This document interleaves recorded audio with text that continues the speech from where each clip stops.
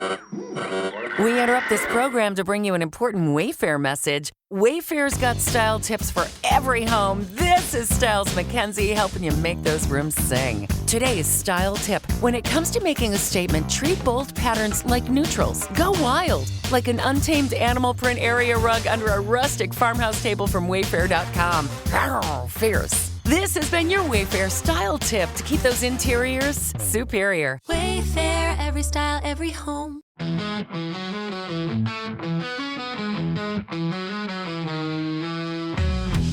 Hey y'all, welcome to Geek Freaks. I am Frank, and today I'm joined by a very special guest, Joe, Muscles of the Multiverse. How you doing, man? I'm good, man. Thanks for having me. I'm excited to be here. Good. Before we get too deep into this, Joe, you're on Threads all the time, you're on social media all the time, and you make some phenomenal videos. Can you break down kind of what you're doing, both videos, podcasting-wise, what you're up to?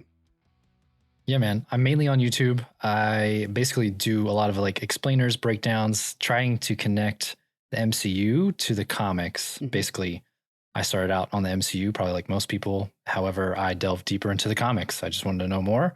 And I knew I wasn't the only person. So I was like, I'll just share what I'm learning. Yeah. So that's kind of where that is. And then I just started a podcast pretty recently called Reading the Multiverse.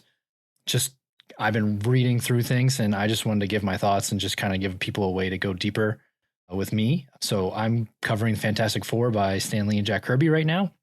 We're like halfway through. I'm not like reading them to you, but I'm like giving synopses and just kind of like my thoughts. And again, trying to make any connections to the MCU if it makes sense. Yeah. Over your time, have you noticed any trends that Marvel seems to do when they're trying to adapt from comics to MCU?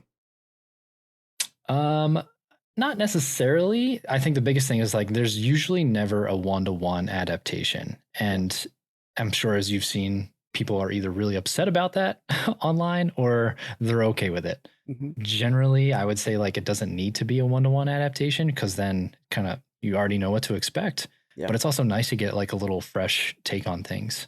But it's still nice to have, in my opinion, some of those core like comic lore parts that just make sense, or even just like putting them in as Easter eggs. Yeah, I love the Easter egg stuff. Even when we're watching this, we're seeing like the Roxxon stuff in the background. You're like, I know that. That's always fun. Oh yeah. So we're gonna have links to everything in the description, guys, and we'll talk a little bit more about this in the end of this. But make sure you guys are following. If you can start following right now as you're listening to us. Today we're mostly talking about Wonder Man as we're hot off the 8 episodes that were released. Before we get into that, I do want to touch on a little bit of the news. Ian McKellen, the Magneto himself, accidentally slipped in an interview call from Jake's Takes on YouTube. He said that basically he recently destroyed New Jersey when talking about the special effects that he did for the old X-Men movies, how those were done in practical effects, and now that they use CGI and stuff. And he let this slip. And so right away, of course, everybody's like, okay, what could this be? And we're just going to have fun with this, of course. What would you think, what kind of stories would take Magneto destroying a state? Oh, man. I have no idea. I just recently saw this and I'm like, one, it was just like, for a lack of a better term, it's kind of cute just seeing Ian McKellen. He's like, oh, I shouldn't have said that. Yeah. This is a different kind of Marvel than I'm used to. Yeah. The first thought that comes to my mind, right, is like maybe something that has to do with Wanda and or Vision, because they were obviously in New Jersey. Mm-hmm. And so that to me is the only thing that makes sense. My thought is probably maybe he didn't mean to destroy the entire state, but somehow did, right? That's the first thing that comes to my mind. Yeah, because we're going to be having these colliding multiverses in this movie, I wonder if he does get to MCU, the 616 or whatever, and finds out that his daughter's alive in this version or whatever, and goes for her and just goes a little crazy. There's also Kamala Khan, who is like the first mutant in the MCU. So would he have a reaction to that? Like, there's mutants here, and his overreaction might be a problem. He's very hard to get. And could Dr. Doom be fooling him? You've got an incredible Dr. Doom hat. Do you think Dr. Doom could be playing him and having him destroy New Jersey for him? It's very possible, right? Like we've got a lot of theories of Dr. Doom teaming up with some other villains. Mm-hmm. A lot of people are theorizing that like maybe he's teaming up with Namor. That's a great question. Sometimes I try to theorize, but I try to not theorize at the same time. I don't want to know, but I do all at the same time. It's so hard. Yeah, it's tricky. It's fun to theorize, and then we have to be careful to understand that we're doing that and not get our hopes up. Mephisto's not going to be in everything, and so don't blame MCU for what you had thought up in your head.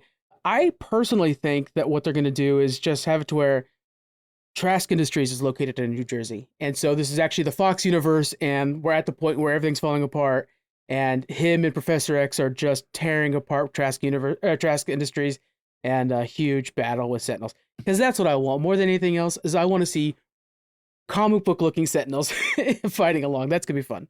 So that's my hope. Well, from what we saw, kind of in that like little bit of the Cyclops portion, I mean, yeah, they're there, so it's gonna be good. Yep, it's gonna be real good.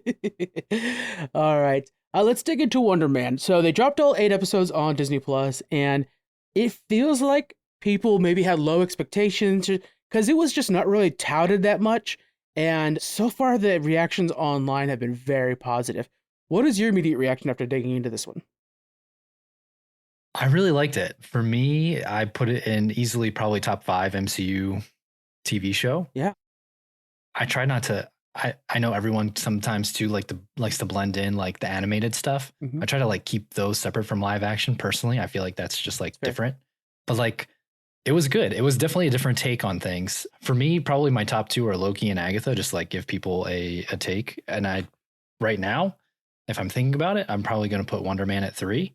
I just liked, it's just different, right? Like it's more character driven. We see way more about Simon. In fact, it's more obviously character if you've seen it than it is anything superhero related for the most part. Yeah. And I mean, we got like a buddy kind of cop show, not a cop, but like buddy comedy with him and Trevor. And like, I didn't know that I needed more Trevor Slattery in my life, but now I do. What a redemptive arc from Iron Man 3 to being a character that was a bit of a letdown. I mean, we thought we were getting real Mandarin, and all of a sudden it was this. And now all of a sudden I'm like, more Trevor. I got to get more Trevor in my life. Totally. Like him and Simon together are so good. And I also think just like, I'm sure we'll get into it, but like some of the stuff that Simon goes through is so relatable. I feel like obviously most of these things that a lot of these heroes and even villains go through is relatable. But given that it's way more of a person, even though he is like, quote unquote, a celebrity or an actor, I still feel like it seems more relatable than someone with superpowers, because even though he does have them, again, the show doesn't really rely on that super powered aspect of it. Yeah. Matter of fact, the power is a problem and he's trying to avoid it. And I saw it as, oh, this reminds me of early Hollywood when you were a communist or if you were gay or something like there was always something that you had to hide about yourself. You couldn't be yourself or else Hollywood would turn you away. And it was like, this is just a really good example. Like they're using powers for this, but it could be any time in Hollywood and there was always something. Yeah. Yeah, so true. I mean, I didn't even necessarily think of that. I just led more to like, it was just this thing, right? Like he can't show his true colors because obviously he's not going to get the role. And I didn't even think of that. The biggest thing was just like, again, Marvel kind of like hitting the nail on the head or like being right up. I can't think of the phrase right now, but just like one superhero fatigue hitting that in this, but then also using the original movie in the show was a white actor. And now they're using a black actor to not replace him, but cast as that. Of course, people are like questioning that. And we get that all the time in our actual world with Marvel shows and movies. I thought that was interesting that they didn't bring that up. Like, I think that they could have had like trolls online be jerks or whatever, but in a way it kind of reminds me of Bob's Burgers, how they treat the LGBTQ community, where it's like, we don't have to say that something's a revolution. It's just how people are. And that's just who they are. And it was kind of nice that people just was like, okay, this is a black version. Yeah. And it was like, can we just have that in our world, please? I know. You hit the nail right on the head with Bob's Burgers, because it's just like, you see that and there's just always, people are just like, it is what it is. Like, there's just another person and there they are. It's so nice. I want to live in Bob's Burgers world. Oh my God. When I came into this, I was hoping for a comedy maybe or something like that. But what I wasn't ready for was the performances. And it should have been there, right? It's a show about acting. You should expect good acting. But there were so many times where either Ben Kingsley or Yaya were giving these conversations, these monologues, where I was on the edge of my seat. They were just dropping every line so hard. And you could actually see the change in how they did it based off of things that they changed And so I bet it was a lot of fun on set where they were really trying to, or even for the director, how do you direct an actor to be acting differently now beyond just being an actor? The meta-ness of this has got to be pretty fun. I have a feeling, especially these two together, they were having a lot of fun on set. I got that vibe. Totally. I just think like one, it was always so funny to see Yahya like as he's preparing for something, right? And doing his like obviously loosening up his lips and stuff like that, which I'm sure people do, but then like all of his just like gyrations that he does with his bodies and just stuff like that. And I just like can imagine just be like, I need to play someone who's just like crazy and like has a crazy routine before they get ready, even if it's not his. And then like probably to have him be with Ben Kingsley just in general was probably just like a real treat for him just because of how well known Ben Kingsley is. And just like to have, it's got to also be wild for Ben to have this role of like for all the things that he's done. And now he's like highly known for being this like joke actor in the Marvel universe, but now has turned into something like so big, like people just want more of him. Yeah. Yeah.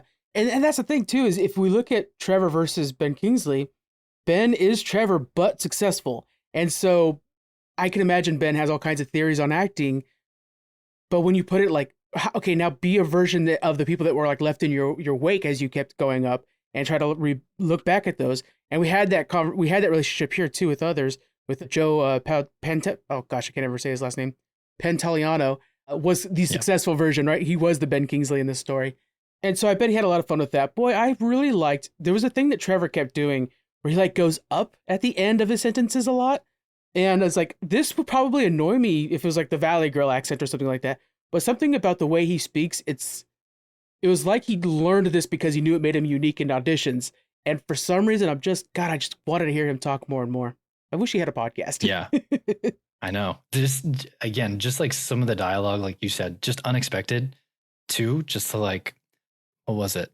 Episode 6 when they were at Von Kovac's house and like Trevor and Yahya are out on the balcony and he just like gives him a pep talk and just like talks about you being an actor helps other people basically lose themselves and escape in the movie or show or whatever they're doing, right? It's just these things, like you said, weren't expected. And you're just like, wow, that was really like profound. Again, from Trevor, someone that you don't expect.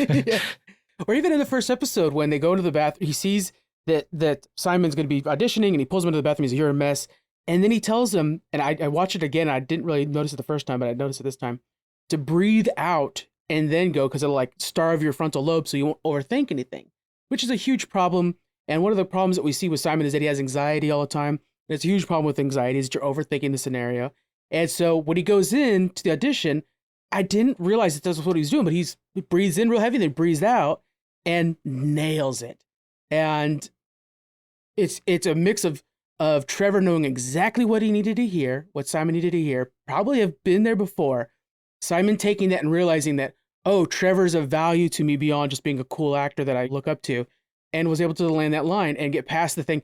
When watching it the second time, I actually had to fast forward past the, gosh, I can't even remember what the name of the show, American Horror Story scene, because it's just too cringy. It's hard to watch on purpose. It was so bad. It's just like, also to see, like, because I recently finished up the whole show today, but like, I'm going from American Horror Story at the beginning, and then when they were at Von Kovac's, and I was like, knowing when Von Kovac was giving Yahya, like, or Simon, like all the direction when they were going to like go, he was going to go with his partner.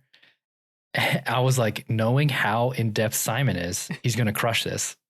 And he like, they like took the story completely different and like blew it for him. Yeah. And meanwhile, I'm having anxiety while he's like slamming plates and glasses down on the ground. I'm like, oh my God, what are you doing? You're ruining it. Oh God, Pretty Woman. Why are you doing Pretty Woman, dude? Come on. Yes. You're killing me here. You just want the very best for him.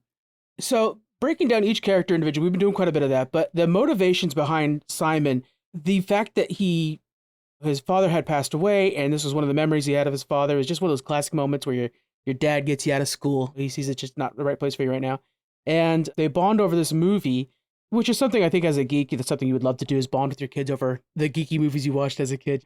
And then translating that into the future, I think that's part of, when we look at superhero fatigue, people think it's like, oh, it's tired because we're seeing the same Marvel movies all the time. But we're also got to remember that new generations are entering into this world all the time. And so that connection that we have with the younger generation over 20 years now is pretty special. And it was nice that Marvel took a second to like show us an example of that on screen, I thought. Yeah, I really like you just said, you can't help but root for Simon. Like as you're watching him, again, I feel like almost anyone could probably relate in some sort of way, right? Like, like you just said, he shared that moment with his dad and why this movie means so much to him.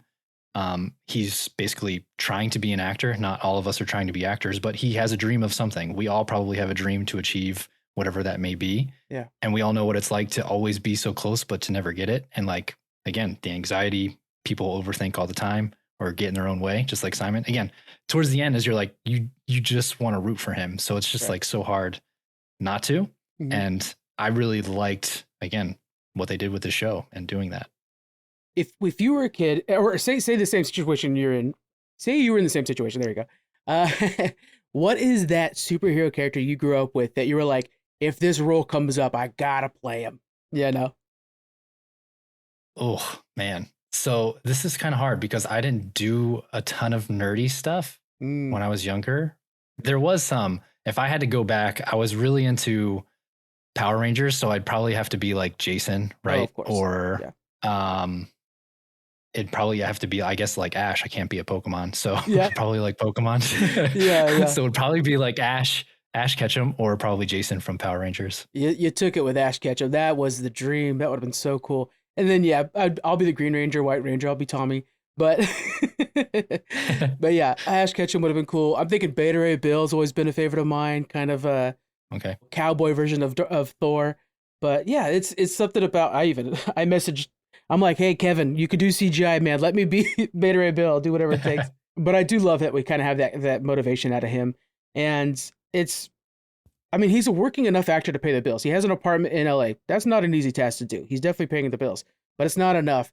And even in that conversations that he has with Ben Kingsley, where they're talking about acting and like you're saying, it's about letting people escape. You could tell it's a calling for these two. So when Simon's brother, which we'll get into that too, because I wonder if they're going to go that route. But when Simon's brother's like, just get a real job, he's like, he's got a real job, but it's also a calling beyond a bigger paycheck. He doesn't want that. He doesn't care. He just wants to work hard. Yeah. I mean, you even saw that too when they like both got their roles and they went out to dinner with like the agency, and Trevor was like, you can do whatever you want. And Janelle was like, you don't want to do theater, Simon, but he was like, I love theater. That's what I like to do. Like you could tell, like, again, even like I had to laugh, like when they got their like the side script or whatever it was, when they were driving, and they were chasing that guy who filmed him. And they're like, oh, we've got it. And they were like, hold on, pull over, reading it, like analyzing it. I'm like, you guys were literally trying to stop this guy. And you're like, we got to look at the script, man. We got to do it. Yeah. Because they find out like Barnaby portrays them like they're best friends. Like the motivation doesn't make sense. Yep. It's like, go get that dude. It's just like you hit it right on the nail on the head there too. It's just like you could tell that acting for them is way more than just a job. Yeah. It is exactly what Trevor said. It's a calling. Yeah. And then we have his powers, these ionic powers, which you did. I want to make sure to shout you out. You did really good videos about this leading up to Wonder Man. So make sure you guys check this out. Links in the description. Can you kind of break down his powers for us, actually? Yeah, I mean, he has ionic powers. In the comics, those were given to him by Baron Zemo and the Masters of Evil at the time, which included Enchantress and Executioner. Basically, he just went under this ionic beam or whatever Zemo had, and he had no idea that was going to work this well. And initially he just had like this superhuman strength and power, and I don't think they necessarily said that he was like ionic energy.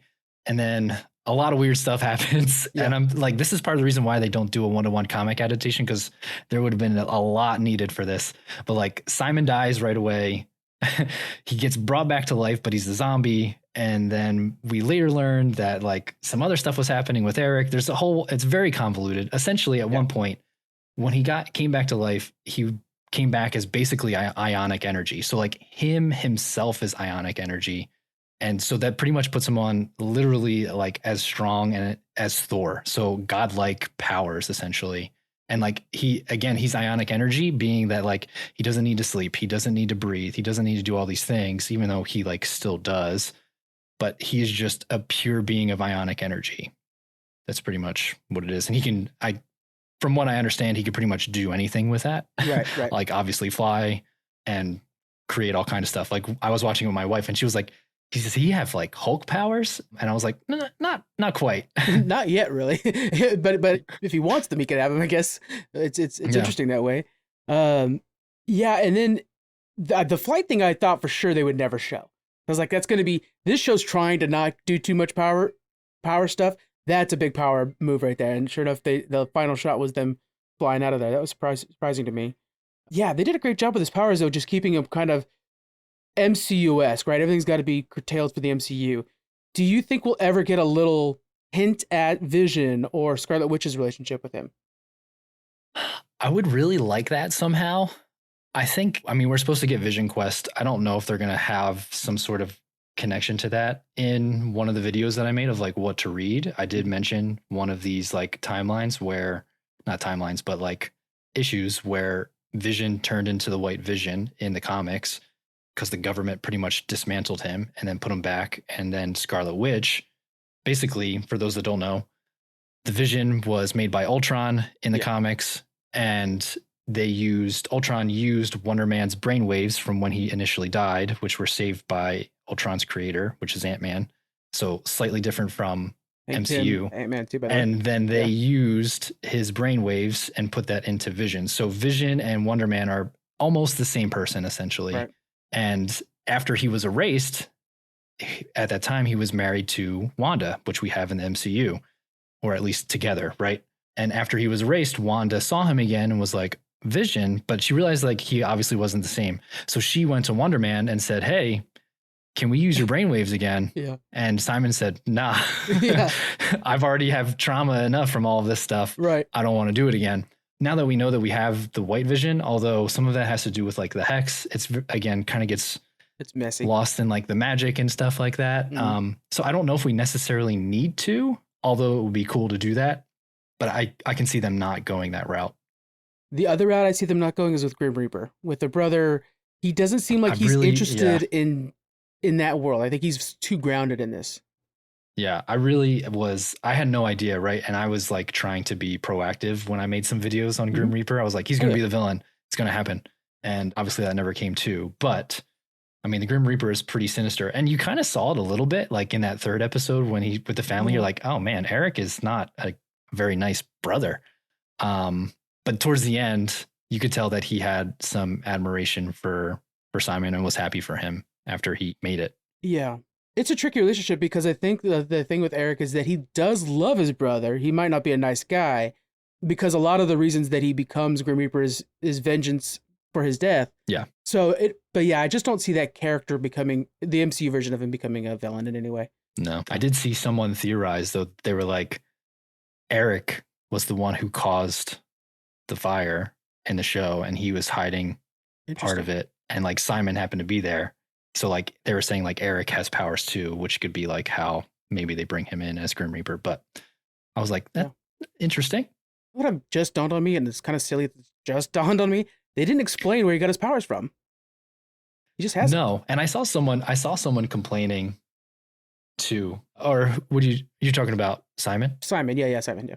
Yeah. I think the biggest thing is like people are expecting him to be a mutant. So like slightly different from what we got in the comics, but teenager, maybe came on with anxiety or some sort of high stress event, very similar to a lot of X-Men /mutant kind of bringing on of their powers essentially. Mm-hmm. And we got it with Kamala Khan where they took a character and made them a mutant. It just kind of makes sense a little bit.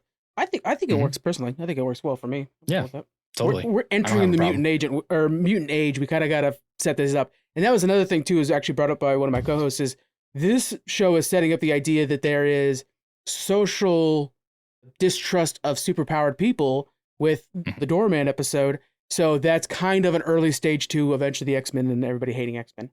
There's there too. Totally. Moving over to Trevor, he was this, obviously he's comic relief and he kind of was treated that way with Mandarin, but I liked how they took his character and they were like, well, let's not just have him be the butt of jokes, but also a driving force to keep Simon on track. And man, you gotta find a person like Trevor in your life that just gets you and gets you right back on track. I really loved how much he was the go-to sidekick for Simon. Yeah, I think again they just work together so well, and I feel like what you said earlier, they probably had such really good chemistry together, like actually acting between Yaya and Ben, and they probably had so much fun together that this was a good time for them. Yeah, and it came through at least on the screen. If it didn't, it came through on the screen like it did. Even better actors than. Yeah, I didn't know I needed that much Trevor in my life, but man, I need more Trevor. That's like wild. It's just, and it's also like not like you said, not only is he comic relief, but he is that like he grounded Simon. He was Simon's really first true friend that he could hang out with and trust initially, and then that was broken, unfortunately. But like it was just good. And again, something we can all relate to. There's that, you probably have that one friend that you just like, I would trust you with my life. Yeah. And he himself is going through some situations right now with the Mandarin. Do you feel like he was trying to escape the Mandarin or trying to use the Mandarin? Because I found it interesting that he did keep the glasses and the rings. So as much as he kind of seems like he doesn't want to necessarily be referencing it, why do you still have those two things next to other mementos too? Right. Yeah. I mean, from what it seemed like, at least on the outside, it seemed like he was trying to escape that. I also wonder too if that, like, Trevor does seem like a deep guy. So even though he may be trying to escape it, it seems like maybe that's something he would want to keep as a memento, not in a positive light, but something to always remind him of like, hey, this was not a great part of my life. And this is like me. It's just my reminder of what I don't want to be. Yeah, it was a big chapter of his life.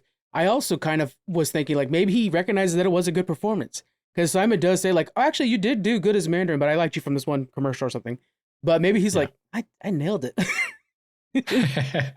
I mean, yeah, that could be it too. I mean, Trevor is an interesting fella. He's very eclectic. We'll just say that. His personality, I love how his personality is so big, but it does ebb and flow depending on like if he's acting or if he's under pressure. But even when he's under pressure and it should be downplayed, but he's like got the mob after him or whatever, he's still got a big personality.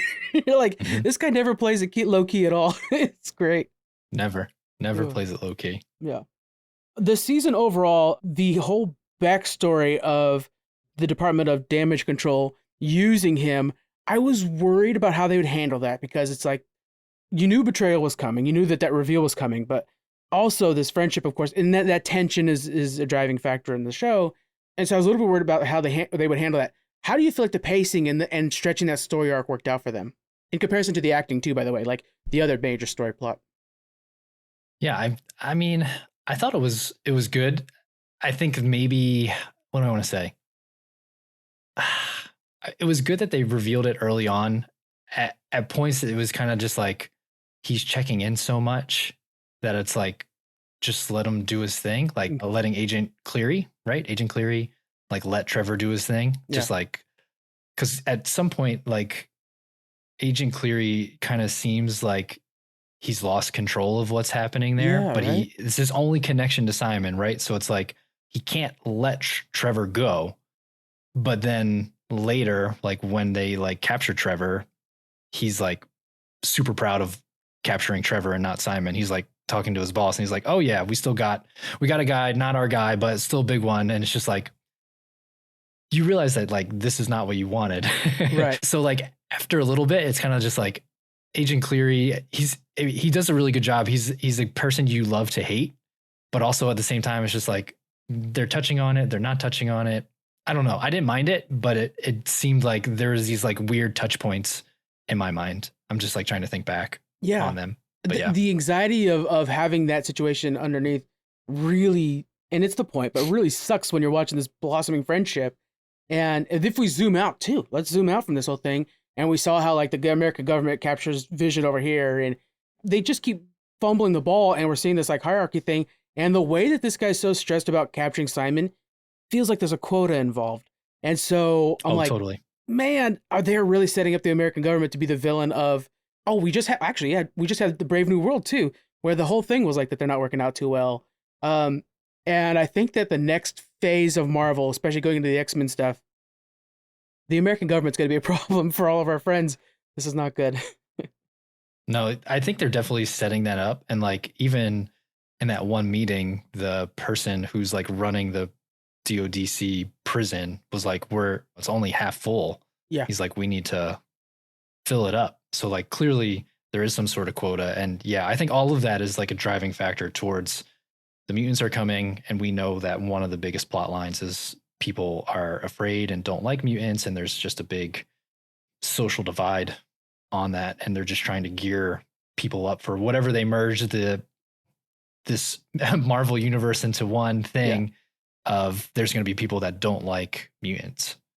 Yeah, that's going to be a big pill for the mainstream fans that maybe don't like know comic book stuff too much. But the idea of merging universes is going to be a tough one to explain. Multiverses was tough too, but the idea like, Miles Morales has been here the whole time. You just didn't know he was there the whole time. It's a now a thing. It's going to be interesting to explain. I'm waiting to hear somebody say like Senator Kelly or something in the background, or hey, this is blah blah blah Trask over here. That'd be fun. That's going to be a huge name drop. Yeah. Oh yeah. Be the first to watch the hilarious Thor ride Anaconda at home, starring Jack Black, Paul Rudd, Steve Zahn, and Thaddeus Newton. Get it on digital today. The show's mix of comedy versus drama I thought was done quite well, and how I felt like I was laughing, but I knew the stakes were still heavy. We talked about with the Department of Damage Control undertone, with getting this role undertone, hiding your power undertone. But the whole time I'm still laughing at these two guys having fun together. And man, when they both land the role, there's one picture I keep using over and over again where they're like in the dressing room and we're seeing Slattery get like his blue suit on and stuff like that. They're just kind of having fun with each other. And even the managers are like, you guys, we get that you're a bromance, but damn it if I don't like these two. Do you think they did a good job balancing the drama enough with the comedy? I think so. I feel like all of that was there for most of it. Like, there's a lot of just like what is happening in the first two episodes gets a little bit deeper in the third episode where we see Simon's family and we get to learn a little bit more about him and just that dynamic. Episode 4 with Doorman is just like completely different, but like also funny. Yeah. It's also like hilarious, but has a lot of like big like themes into it at the same time of like what we already talked about and just like obviously being an actor in Hollywood.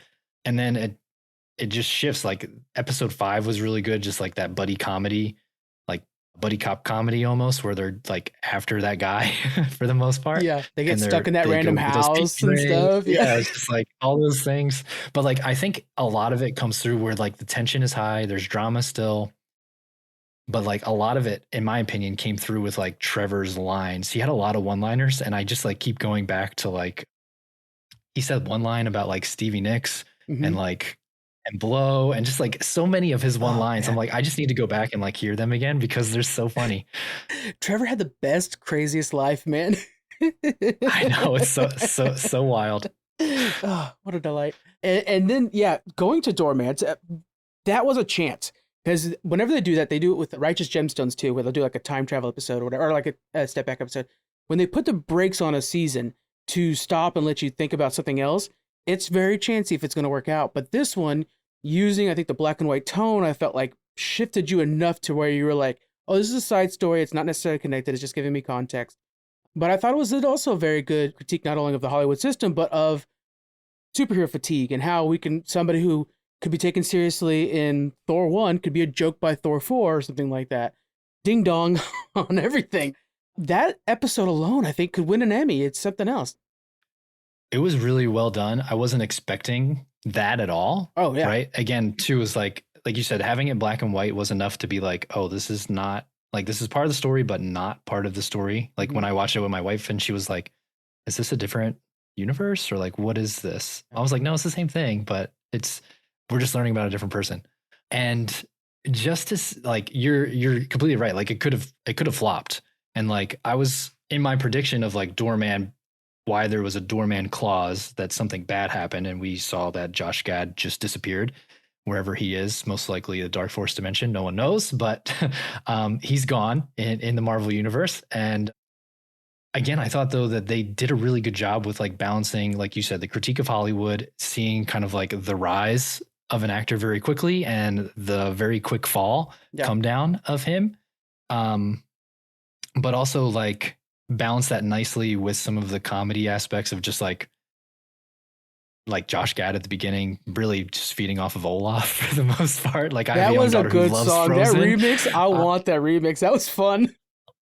My daughter, I've seen Frozen so many times, and the fact that I just like, and like he's in the club and you just hear "Summertime," and I'm like, what is happening right now? I can't escape this. Happening? Man, but yeah, that was such a good episode. I really just was like, you saw it happening, and then I was like, wow, this is getting real deep real fast. Like we saw the rise of Doorman and DeMar Davis. And just as quickly as he rose, he's fallen back down, which we've all seen happen to someone in terms of like acting or music or anything along those lines. Oh, yeah. So it, in a way, it was kind of like, again, you were like happy for him, but then you're like, oh man, this really sucks. Yeah. And it also made the superpowers, people being afraid of superpowers, not just because, oh, it could hurt me, but the idea that it's a liability clause or a liability thing for insurance is like, that makes so much sense. It's a variable you can't control in this universe. And I love when the MCU can make something from the comic books seem grounded and real in our own universe. And this is one of those situations. I thought it was smart. Yeah, they knocked that one out of the park. I agree. Like that, just that episode alone could win something. Yeah. Do you feel, how could they use Doorman in the future? Because we don't have a conclusion to Doorman. And apparently Josh Gad has been, boy, that guy's been loving it on social media the last few days, saying he'll return in Secret Wars and stuff like that. Yep. What do you think they're going to do with him? Man, I mean, having access to the Dark Force dimension could be huge. I mean, you just think of like some sort of way.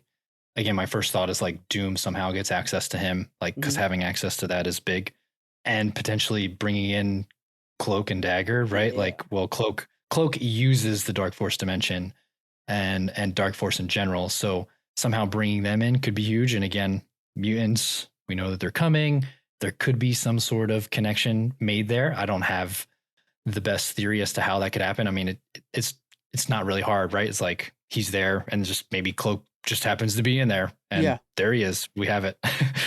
Yeah, it could be that simple to where maybe he's just on a team now. I think he's in the Great Lakes, if I'm not mistaken, Great Lakes Avengers. Mm-hmm. But yeah, maybe we just see that he's accepted on a team somewhere, and then maybe some point Josh Gad falls out or whatever.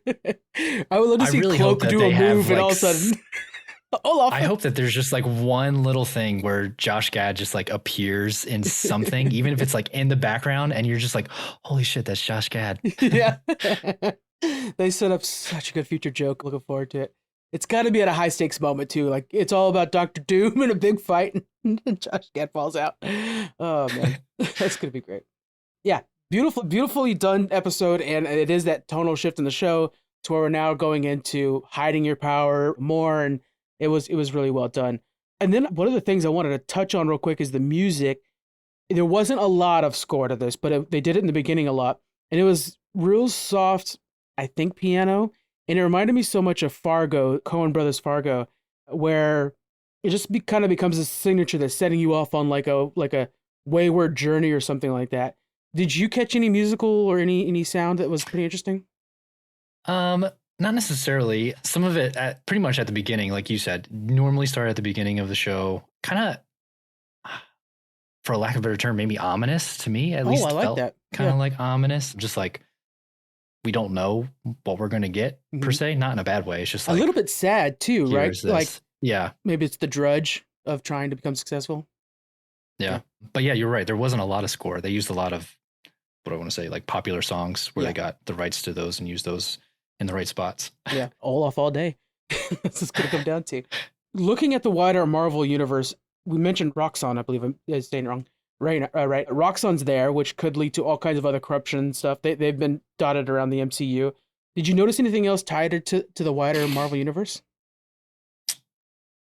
I don't think so. With the obvious connection of like Department of Damage Control being in a few of those other projects we've seen. In terms of like Easter eggs, I'm trying to think. I haven't noticed any, and I've only watched it through once, so I haven't had time to like nitpick. I did see someone mentioned in one of the backgrounds, one of the posters, there was a movie poster for Kingo from the Eternals. Yeah. I didn't see it, but I saw It someone was pointing that when they're out. doing when they zoom in on Rogers musical. The musical. Okay, yeah. It was. I mean, that just needs to be something in and of itself. Like, yes, 100%. it's in everything. Yeah. It's always, you always see a poster for it and you're like, how is this show still going on? Yeah. Well, that's what I love is like it was a play. Now it's like you get to off-Broadway musical repeat type of thing. Somebody's doing it. Yep. Someone's nephew's in it now. Yeah. I noticed a couple things like nothing major to connect it with the wider Marvel universe, but I think that was kind of one of its big pluses is you could bring in somebody who doesn't know every Marvel project and just get into it. Like, honestly, they would catch the superhero part very slowly because in the first episode, he's just shaking the things around him and you're like, oh, he must live next to a train, maybe. Little do that it's his energy, ionic energy building up. But yeah, I like that it's kind of not connected super closely to anything Avengers. It was good. Yeah, there wasn't much. The only other bigger Easter eggs I can think of off the top of my head are just like the callbacks to all the Wonder Man suits, like from the comics. Like they had the OG one, Yeah, and even The the glasses. one that Simon wore is very similar-esque to a comic variation. Having his red eyes, again, just real kind of just leaning into the comic lore. Yeah. But nothing else that I can think of. Which again, like you said, is kind of good. People can just watch and not have to know much of anything or like rely on that. and it's a fun nod for those who do. Like when you see that the red jacket he's wearing, you're like, oh, okay, that's cool. Doesn't have to be pushing it. Going into the future, where do you see Simon going into the future of the MCU? We don't know if they're outlaws. Presumably he's an outlaw now. I don't know. They make it sound like maybe he's able to do this outside and not have a problem with the studios. I can't imagine that being the case. But do you see him actually joining the Avengers or trying to escape that and just be an actor still? I feel like he'll end up being a hero by proxy, probably not by choice. I don't feel like he's someone who wants to be a superhero. Yeah, at least from what we've gotten so far, right? Mhm. Like he has these powers, but he's tried so hard to hide them, mainly for just because he doesn't want to be obviously related to the movie, but like he just doesn't want to be different and he just wants to live his life. It seems like they almost seem like a nuisance to him. Yeah. And I feel like he's going to get roped in and he doesn't want to, but he's going to. Mm-hmm. Again, the most natural thing in my mind would be tie him in somehow with Vision and maybe the Scarlet Witch at some point, depending on however she's going to be brought back in. Yeah. If she doesn't, He's definitely coming back. There's it's no way going to they're blow gonna my keep her mind back. if they don't, but they're going to.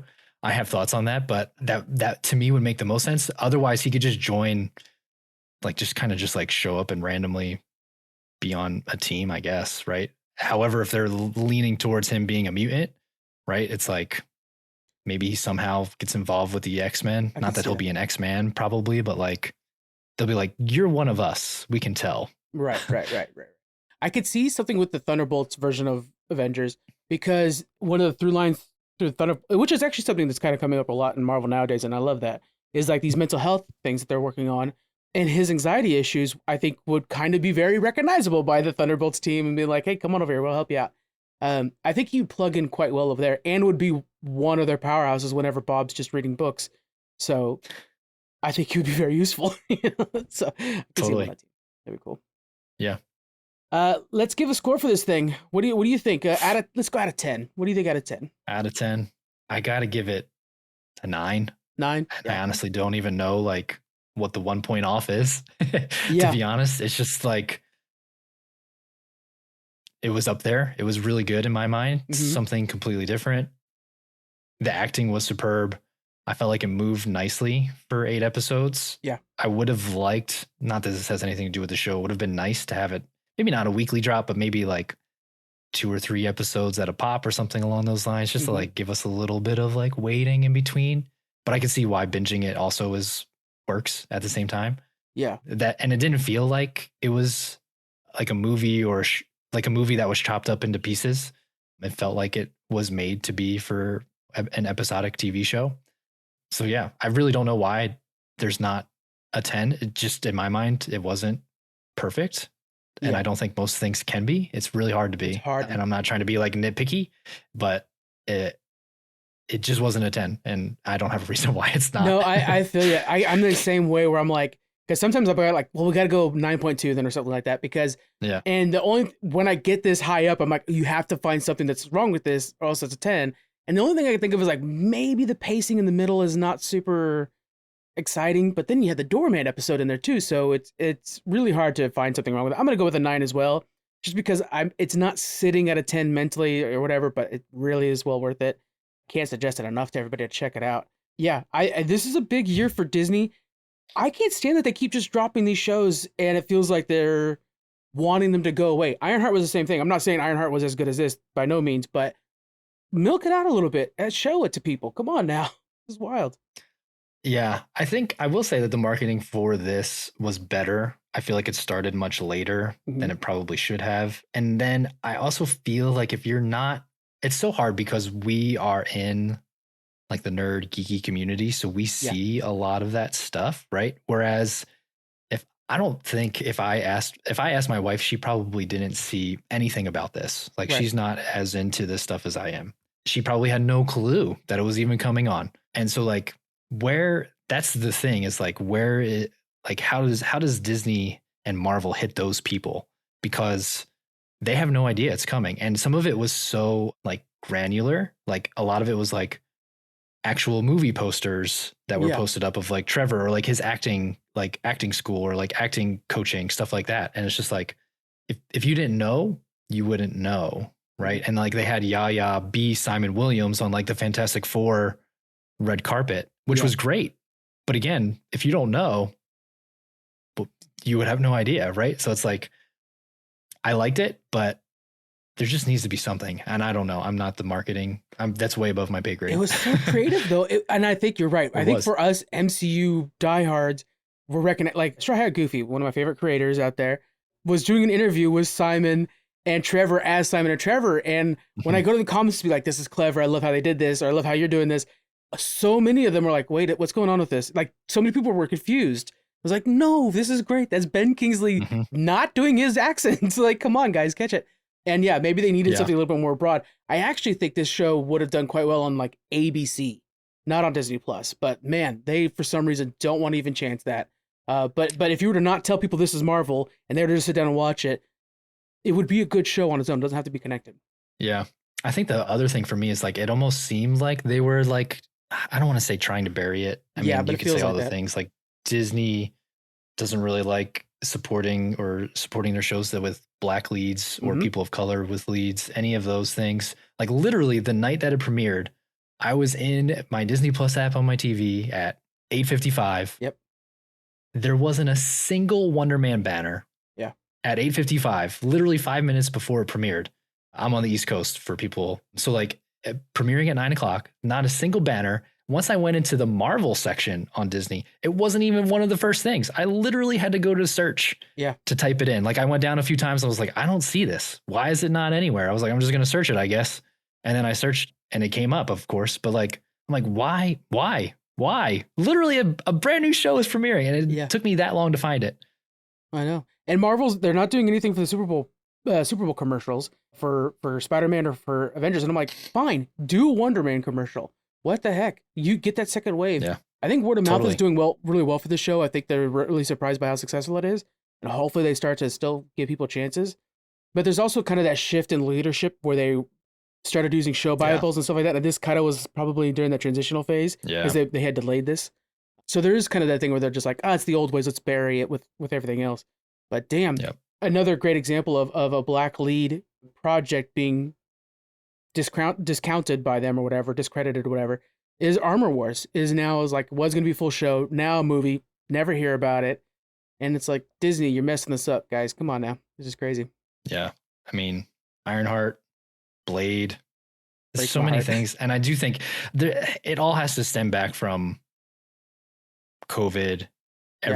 Put out as many shows as possible, and then quality wasn't as good because we weren't using the right thing and all this other stuff, and then leadership changed. I mean, there's just a big problem, and I think they're finally now we're finally, I think, probably after Wonder Man, we're getting out of those projects that were brought on early in that like COVID time, and now we're kind of, I don't want to say righting the ship because I don't think it was ever that bad, but like now we're finally into their plans where they're like, okay, these are the ones we're sticking with, and we're going to just promote the hell out of them. Yeah.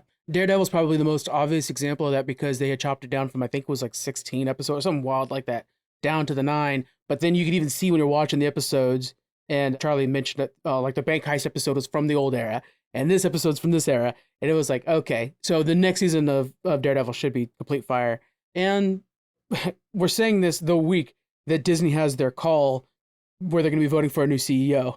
So yes, it's working right now, but it might change again next week. Who knows?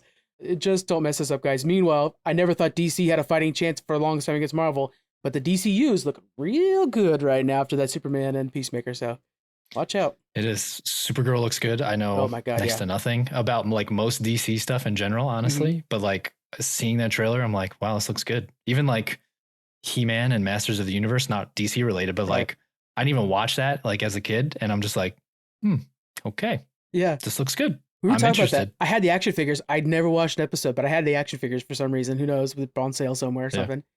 And to me, I keep going back to the fact that it reminds me of Dungeons and Dragons, the new movie that we had recently, the Thieves one. And how I was just like, it doesn't take itself seriously. It's going to be a lot of fun. I'm watching that in theater, so it's going to be a blast. Yeah. Well, that's our talk about Wonder Man. Just let me touch real quick on the network stuff. We have over at Distance Nerding, they're doing a DCU roundup, which, hey, we just talked about that a little bit. Fandom Portals is going to be talking about Code 3 and how burnout in your life can affect your choices.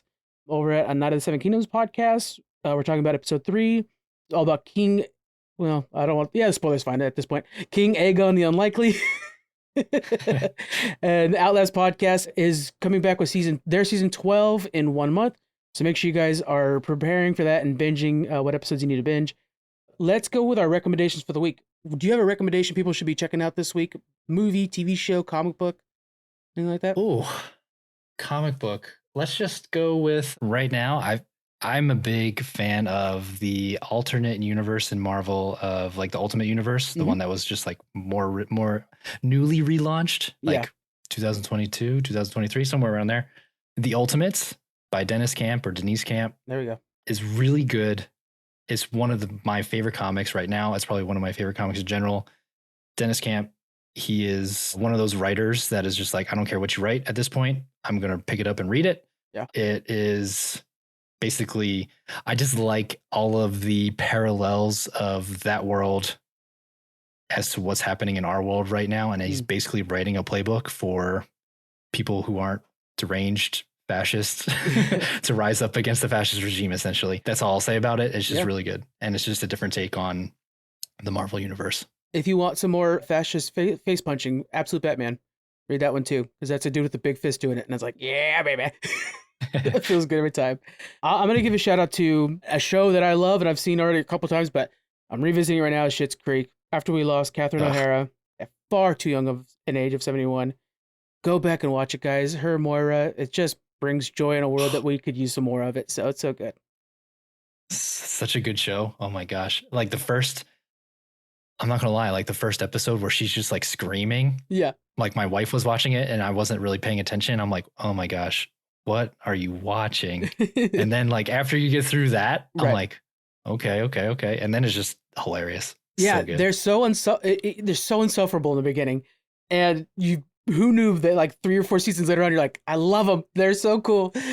So it's so good. So please check that out, guys. It's a really good time to revisit Catherine O'Hara's, some of her best work. And it's really good. All right, everybody. Thanks for joining us. Before we leave, Joe, what do you have next on your YouTube channel and on the podcast? Oh, the podcast, I'm still making my way through Fantastic Four. Right. We are about halfway through with that. So we're just chugging along for like the next 50-ish issues of Fantastic Four by Stan Lee and Jack Kirby. On the YouTube, I've just been really putting out some shorts. I do have a video. It just has to be edited on Dr. Doom's powers. I'm going to try to lean into Dr. Doom, just knowing Doomsday is coming and people are going to be wanting more and more Dr. Doom. So that's on deck. Other than that, I've been debating on if I want to make something for Daredevil Born Again, like season 2. I haven't decided yet. Yeah. It's time that I don't have. What's hard is your video is very well polished and it's a lot of editing. I noticed the zooms and the pans and stuff like that. That's all time consuming. So it looks beautiful, but I can't imagine how long it takes for you. You have to really plan out ahead.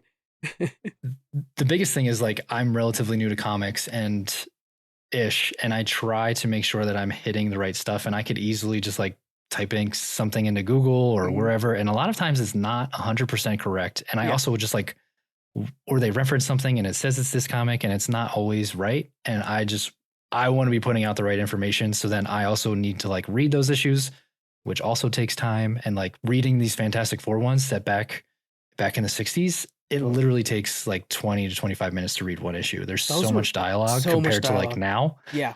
Compared to now, it'll take me 10, maybe 15 minutes to read an issue. Yeah. So like I can get 2 issues of a modern comic in on one, and it's just, it's a lot of time. That's like Watchmen. I really should read Watchmen, Alan Moore's Watchmen. But when you open that thing up, you're like, this is just a novel. They just have a few pictures in this thing. It's crazy how thick it is. I had a lot to say. Yeah, Jesus. So that's my big thing. I just want to make sure the right information is getting out, and so I end up reading it. Yeah. Which again just takes time. Editing wise, about how long does it take for you to do one video? That's a good question, and it really depends, because I would say, man, I've gotten better with like some workflows in terms of like with my pans and zooms. I still have to adjust sometimes, but I have like stuff that's like preset that I can just drag over on top of it, so it doesn't take as long. It's really, for me, it's the reading of the comics and finding the correct issues, and then literally screenshotting like the panels that I want to find, and then doing that and then putting them in. So, I mean, a 5-minute video could take me anywhere. I mean, between trying to do a title, editing, just scripting, all of that stuff, and editing. I mean, we're talking like a 5-minute video could probably take anywhere between I would say at most like maybe 10 hours. It takes a while. Yeah. I just want to make sure people know. I mean, they got to understand that it can't be done every day. it takes so long. It's not as easy as it looks. And people are like, oh, I could just do that. And like, while they could, and like if I read the comics and I had way more knowledge, I'm sure this would take a lot less time, but I don't. So like I'm trying to make that leap also, so it's not simple. Yeah, and to do it with quality too. That's the key too. Is you could do a fast, not great one, but no, this is good stuff. So make sure you guys check everything out. All the links are in the description. Joe, thank you so much for joining me today, man. I appreciate it. Yeah, man. Thank you so much for having me. I appreciate it. Of course. All right, everybody. Talk to you on the next one. Bye.